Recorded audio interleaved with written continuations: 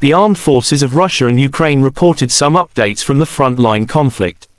The gunfight continued in some places June 7. Air defense facilities have shot down one AFU Su-27 fighter close to Nikiforovka, Donetsk People's Republic.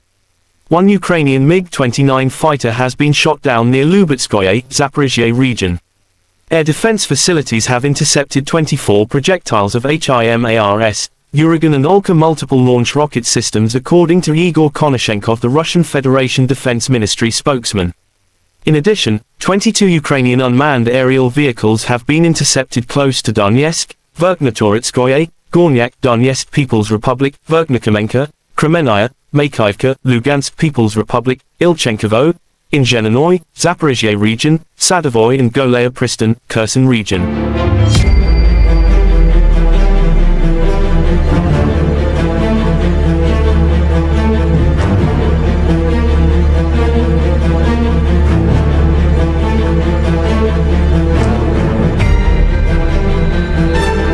Lieutenant General Igor Konashenkov, the Russian Federation Defense Ministry spokesman, said in total the armed forces of Ukraine lost 438 fighter jets, 238 helicopters, 4,527 unmanned aerial vehicles, 424 air defense missile systems, 9,643 tanks and other armored fighting vehicles. Also 1,119 fighting vehicles equipped with MLRS, 5,034 field artillery cannons and mortars, as well as 10,771 special military motor vehicles have been destroyed during the special military operation.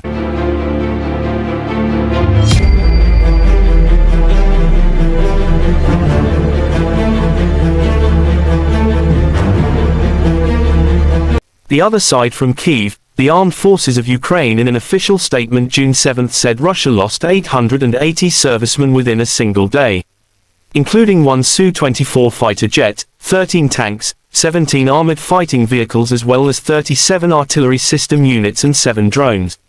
In total, Moscow lost 212,030 servicemen since launching full-scale aggression into Ukraine territories. President of Ukraine Volodymyr Zelensky asked for more help from international organizations, such as the International Committee of the Red Cross, to immediately join the rescue operation and help people in the occupied part of Kherson region. Now we need a clear and quick response from the world to what is happening. It is even impossible to establish for sure how many people in the temporarily occupied territory of Kherson region may die without rescue, without drinking water, without food, without medical care, Zelensky said. Ukraine State Emergency Service said water level in Kherson has risen by 5.5 meters.